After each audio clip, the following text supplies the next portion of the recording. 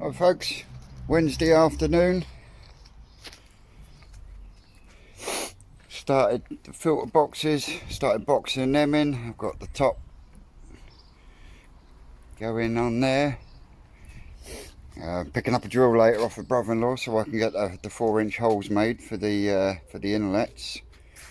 And now I'm just checking I've got enough bricks for everything I need to do for the wall and everything else. So hopefully later you'll see it with a coat of paint, tank connector sunk in, even though I need another 2 for the inside as well, but that's neither here nor there. But managed to get at least 1.5 coats on the side of the fence, so that's all ready for when we start putting water in it. Hopefully not too much longer, but you know what it's like, money's tight at this moment in time. All the way around, everyone's suffering. So I'll pop back again later. Well, we're back. I've got all the woodwork finally done, all the boxes are done. Ready for underlay and then liners. I've still got to paint this second one. But we're all boxed in, excuse me. So just the holes now, 2 more tank connectors and some liners and we'll be golden. But been counting out and making sure that I've got enough bricks and stuff to do what's needed to be done. Everything here 9 times out of 10 is done on a recycle. My main pond is mainly recycled apart from the filters. Well, I'll say that it's a part bought, part built system, which we'll go on to in a minute. And then we come to my 4-foot bow front tank, which is what I usually put little ones in for a little while. I've actually got my keygoi in here, and now this keygoi has me stumped. And the reason it has me stumped is because if you look down the sides, looks like white scales. Now it's been in here now for 2 weeks. It's had salt. Before that, the pond was treated for flukes. I've scraped and nothing's been found. In fact, I was sat there for about 2.5–3 hours last night looking through 2 slides, one from the belly, one from the side, right across where these little marks are. The salt has knocked it back, but it hasn't got rid of it, and I just don't know what it is. Has me completely stumped. So what I'm going to do now is I'm going to sort out a PP dip. I'm going to give him a PP dip, and then I'm going to return him back to the pond and just keep an eye on him, I suppose.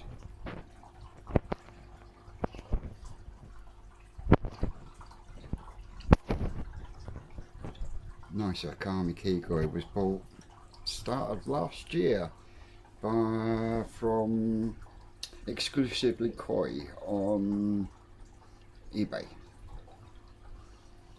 But like I say, I've done scrape after scrape and nothing. See, I've scraped over the scales. I mean, they've gone down to a white colour. When it first went in there, they were a reddy colour. Look on this one, look as if it's got veins on it. Not this side. This side isn't too bad. It's this side, just behind the gill plate.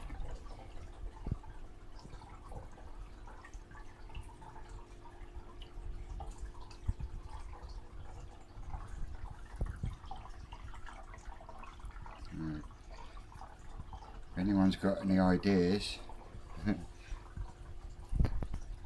drop them down in the comments. And onto my main pond. Main pond is 3,000 gallons, 4-inch bottom drain, straight through to an easy pod. from an Easy Pod then into an 80-litre bio bin, and then from the bio bin it then goes into the Tempest, out the Tempest and back to the pond via the settlement area I've got there. And then the skimmer itself is a 4-inch Rohin skimmer, and I quite like it. I think I had a square in-wall one just here, and then I ended up taking it out when we had to rebuild because I just didn't like it. Excuse my dog.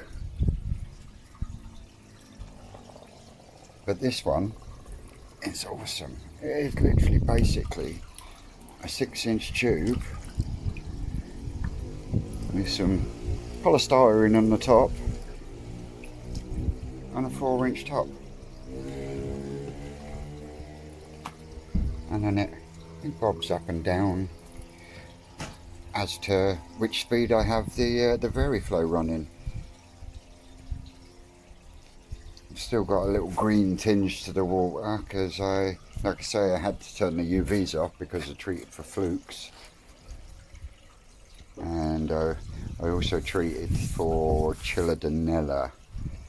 So yeah, we done the flukes first, and then we scraped for and found Chiladinella. So we've had the UVs off for a little while, but everyone's picking back up. Scrapes are clean.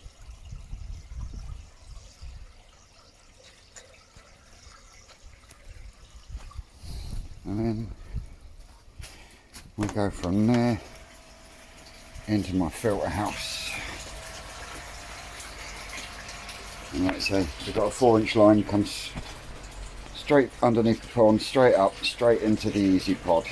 And then I go from the Easy Pod through into my 80-litre bio bin. I must have about 55, almost 60 litres of media in there, a mixture of K3, this Pellex stuff, and K1, run by this pump here. In fact, this pump does everything in the shed. It does my aeration for my bio chamber, it does the cleaning for the Easy Pod for the growing on tank, the homemade Easy Pod that's on the skimmer line, and the main Easy Pod itself. So yeah, not too bad on the electric on that side. And then I've got another pump there that I have on for the growing on tank, which is there. Got some cracking fish in here now. And that is run by 3,600 litres an hour pump, gravity fed through to the Easy Pod. Now the Easy Pod, on the gravity feed, I don't like the fact that the water level sits so low. I think that it needs to be higher to maximise the efficiency of the Easy Pod. So I took a piece of 4-inch pipe, drilled some holes in it, flared it out with a heat gun, dropped it in the top, and it now raises my water level up to about 1/2 inch, 3/4 of an inch below the overflow, because once it starts hitting that height, I know it's time to clean the Easy Pod. But this Easy Pod for the tank gets cleaned twice a week, and then I've got a 2,500 litres an hour VariFlow pump over in the corner, back corner, which runs the top of the shower. Now the 3-inch return from the Easy Pod goes right the way along the back, and then comes up and goes into the bottom of my shower tray. So both filters are returning from the same area. The shower itself came from Apex Koi on eBay. Very nice gentleman. I mean, the delivery people chucked my one about, broke a couple of corners and lost half my media. He had a new tower, a new section straight out to me within a couple of days, and another bag and box of media. Can't complain. Absolutely brilliant guy. And if I decide to put one outside on the main pond, it'll definitely be coming from him. So yeah, like I say, the skimmer, 4-inch, it comes through the wall, under the floor, all the way through to down there, where I've got a slide valve, which then goes into my homemade Easy Pod, which I've had no problems with for the last 4 years.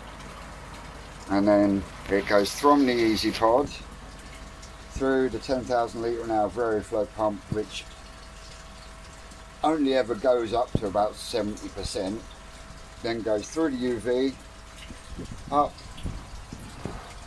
and over a cloverleaf bioprotein shower, and all the foam and crap comes out, and I collect it in there. And if it does overflow, it just overflows back into the outer chamber of the Easy Pod. And then we come on to the Tempest. Now there are lots and lots of people out there that are slating it, it's no good, blah blah blah blah blah blah blah blah blah, etc etc. Yes, for the first couple of weeks, if you don't want to stain your media dark brown because you PP'd it just so it floats quicker, it is a pain in the arse. But once it's mature, oh geez, it's awesome. And see, I think it's brilliant, especially as a polisher. Now I'm lucky because I've managed to position my one right over the top of the outer ring of my Easy Pod. Now the homemade Easy Pod runs on a standpipe system, which also acts as my overflow straight to waste to the soak away sump under the floor. So what I do is I religiously, every 3rd day, I clean my skimmer filter. Every 3rd day is when this gets dumped to waste. But every day I come in, I shut the top valve, I shut the bottom valve. Then I've found that, like all EA products, the waste outlet is crap. It's too sodding small. So I believe it should have an 1.5-inch outlet, and I'll show you why. If you lift the bottom valve for a couple of seconds,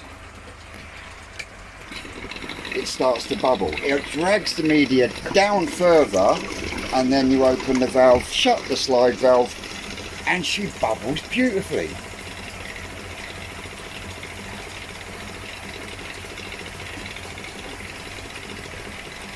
Now most of that will end up going down the overflow. That's good, because that's my day, which also acts as my freshwater top up. Also, when it hits this area here, what's the point of having the air going when nothing's happening?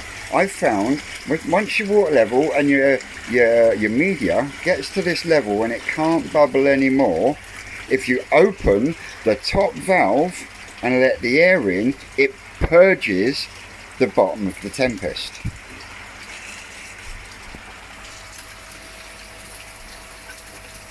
Tell me what you think.